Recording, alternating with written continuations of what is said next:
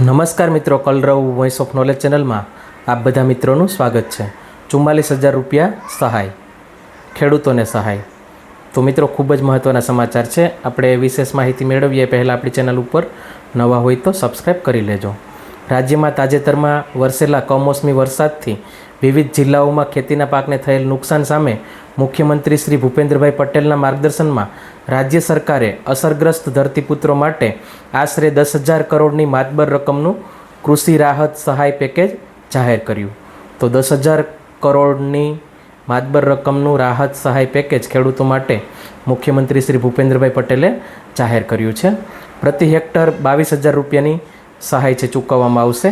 2 હેક્ટરની મર્યાદામાં સહાય કરાશે, એટલે કે 1 હેક્ટરના 22,000 રૂપિયા અને 2 હેક્ટરની વધુમાં વધુ મર્યાદામાં સહાય છે, એટલે કે 44,000 રૂપિયા સુધીની સહાય ખેડૂતોને છે આપવામાં આવશે।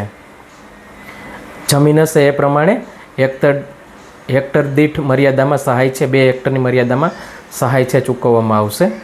આગળ માહિતી આપણે જોઈએ તો 33 જિલ્લાના 251 તાલુકાના 16,500 ગામોમાં સર્વે છે કરવામાં આવ્યો છે। પિયત અને બિનપિયત બંનેમાં આ છે લાગુ પડવાનું છે। 42 લાખ ખેડૂતોને લાભ મળવાનો છે। રાજ્યના કૃષિ મંત્રી શ્રી જીતુભાઈ વાઘાણીએ આ જાહેરાત કરી હતી।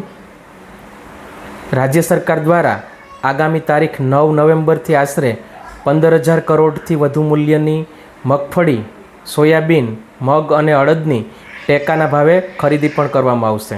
તો મિત્રો, ખૂબ જ મહત્ત્વના સમાચાર છે ખેડૂતો માટે। માહિતી ગમી હોય તો લાઈક કરજો, શેર કરજો અન્ય મિત્રો સુધી, અને આવા જ વિડીયો જોવા માટે આપણી channel Kalrav voice of નોલેજને subscribe કરી લેજો।